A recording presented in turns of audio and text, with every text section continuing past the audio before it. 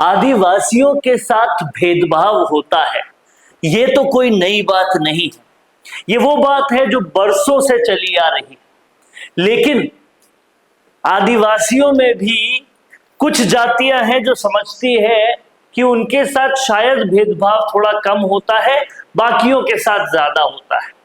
आज एक ऐसी वीडियो हम आपको बताने वाले हैं जिससे आपको समझ में आएगा कि एससी एसटी में वर्गीकरण कितना जरूरी है और ये भेदभाव की गणित जो है ये कितनी खतरनाक है।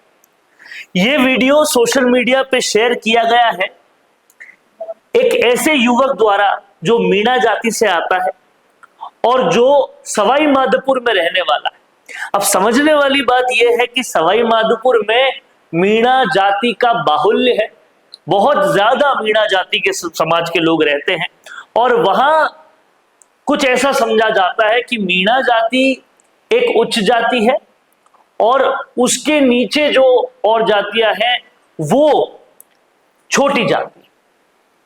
और इसीलिए जैसा इस युवक का भी कहना है और सवाई माधोपुर जैसे इलाकों में देखा भी जाता है कि मीणा समाज दूसरी और छोटी जातियों के साथ भेदभाव नहीं करता, ना उनको उनके दूल्हों को घोड़ी से उतारता या ऐसा कुछ करता है। लेकिन इनकी आंखें तब खुली जब ये जोधपुर पहुंचे और देखा कि मीणा भी छोटी जाति होती है और तब समझ में आया कि क्यों वर्गीकरण करना जरूरी है और वर्गीकरण करके कैसे जातियों में बांटने का काम सवर्ण जाति के लोग करना चाहते हैं। अब समझिए, ये कटाक्ष के तौर पे हम कह रहे हैं, असल में एससी एसटी को आरक्षण वर्गीकरण के नाम से जातियों में बांटने के लिए अगर आज के दिन सबसे ज्यादा कुछ हो रहा है तो वो सवर्ण वर्ग कर रहा है, ऐसा इनका आरोप है। और कहीं ना कहीं ये वर्गीकरण जो है वो भेदभाव को और ज्यादा बढ़ाएगा या घटाएगा या शायद सच्चाई को सामने लाएगा कि असल में पिछड़ी जातियों में ये पर्टिकुलर जातियां हैं जो फिर भी विकास का मुंह देख पा रही है, लेकिन ऐसी कई जातियां हैं जो आज भी भेदभाव की चरम सीमा पर है। तो वर्गीकरण होना कितना जरूरी है, वर्गीकरण करना कितना जरूरी है, ईडब्ल्यूएस जो आया है उससे कितना फायदा मिल पा रहा है, ये सारी चीजें डिबेट का विषय हो सकता है। लेकिन समझने वाली बात यह है कि आदिवासी होना अपने आप में ही कितना बड़ा दर्द है। इस दर्द को ये युवक सुना रहा है, समझा रहा है।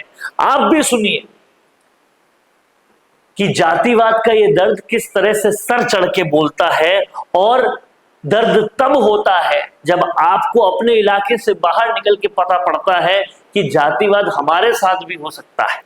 देखो भैया, मुझे कोई बोलना आता नहीं था, ना मैं इस चीज़ में कभी समझता था, क्योंकि मैं हूँ सवाई माधोपुर से, एक रणथंभौर से। हमारे वहाँ पर बाहुल्य जाति है मीणा। मीणा ही सबसे ज़्यादा वहाँ पर पॉपुलेशन है और मतलब ऐसा कोई चलाता नहीं है, लेकिन मीणाओं की ही चलती है मोस्टली। लेकिन मैंने कभी लिटरली कभी नहीं देखा कि भाई हमारी जाति किसे मतलब वो कर रही है कि भाई जातिवाद, कि यार ये चमार है, ये भंगी है, ये कोड़ी है। कि हमारी तरफ जातिवाद है ही नहीं। हमारी तरफ सब जाति आराम से प्रेम से रहती है। तो मुझे कभी जातिवाद का पता चला ही नहीं। मैं बिल्कुल नहीं समझता था कि यार कि मैं एक एसटी से हूँ तो मैं एक छोटी कास्ट हूँ। मुझे नहीं पता था लिटरली, क्योंकि वहाँ पर तो हम सबसे आगे थे ना यार। मीणा मीणा है, हमारे यहाँ पर ढोली भी काम करने आता है, एससी वाला भी काम करने आता है। लेकिन हम बस ये अंतर है कि हम जातिवाद नहीं करते, हम साथ में जिमाते हैं लोगों को। ऐसा कुछ भी नहीं है कि उनकी ढाणी अलग है तो उनको हमारे रास्ते से नहीं आ सकते, वो हमारे सामने से घोड़ी लेके नहीं जा सकते। ये फालतू के रूल कुछ भी नहीं है कि उनका खेत बगल में है तो वो हमारे रास्ते से नहीं निकल सकते। ये सब नियम नहीं है। लेकिन जैसे ही मैं गया, टर्नओवर आया सर, मैं गया जोधपुर। मेरे बीटेक के लिए मेरे को जोधपुर मेरे मामा के लड़के को मिला था कॉलेज, तो मैं भी उसके पीछे पीछे चला गया। तो वहां जाके मुझे पता लगा कि भैंस की टांग, मीणा होना भी छोटा है। वहां पर लोग राजपूतों के घर में किराए के लिए रेंट लेने के लिए रूम गया तो उन्होंने मुझे रूम नहीं दिया। और इवन मेरे फ्रेंड बन गए, काफ़ी फ्रेंड ऐसे हैं, ऐसे नहीं कह रहा मैं सभी बुरे हैं, कुछ फ्रेंड अच्छे भी हैं। मेरे काफ़ी 2 फ्रेंड हैं जैसे जिन्होंने कभी मुझे लिटरली कभी घर में 1% भी सहन भी नहीं हुआ। उनका नाम मैं बोल नहीं सकता अभी, बाकी उन्होंने कभी जातिवाद नहीं किया, और एक और है उन्होंने भी कभी जातिवाद नहीं किया। और विश्नोई समाज, जाट समाज के दोस्त भी मेरे काफी बने वहां पर, लेकिन उन्होंने मुझे कभी लिटरली 1% माली समाज, कोई जातिवाद नहीं, सिर्फ एक कास्ट, ब्राह्मण और राजपूत। यहाँ तो ऐसा था ना भाई, मैं एक शादी में गया, खूब अच्छा दोस्त है मेरा, काफी अच्छा दोस्त है, लेकिन उसी दोस्त ने उस शादी में जाने के बाद मेरे को ऐसे बोला कि रवि तो अपने आप को बोलना। तो दोस्त मेरे को बोलता है कि यार रवि तू यहाँ पर रवि सिंह सिसोदिया बोलना, और ऐसे ऐसे तेरे गोत्र बता देना, ऐसे ऐसे राजपूत बन के रहना। मेरा बहन चोद होगना खराब हो गया, मेरे तो छाती हिल गई। बहन चोद, अदर कास्ट बनना पड़ेगा वरना इनको पता चल जाएगा तो ये निकाल देंगे। इतना तगड़ा जातिवाद है वहां पर। तो समझने वाली बात आज ये है कि अगर मीणा जैसी प्रगतिशील जातियों के साथ भी भेदभाव हो सकता है, तो सोचिए उन जातियों के साथ क्या होता होगा जो सच में और ज्यादा पिछड़ी हुई है। आदिवासियों में ऐसी जातियां भी हैं जो विकास का मुंह भी नहीं देख पाती, उनका क्या होता होगा ये आपने आज इस पूरे वीडियो में सुना। क्या राय है आपकी, कमेंट बॉक्स में जरूर लिखिए। देखते रहिए राजस्थान संवाद।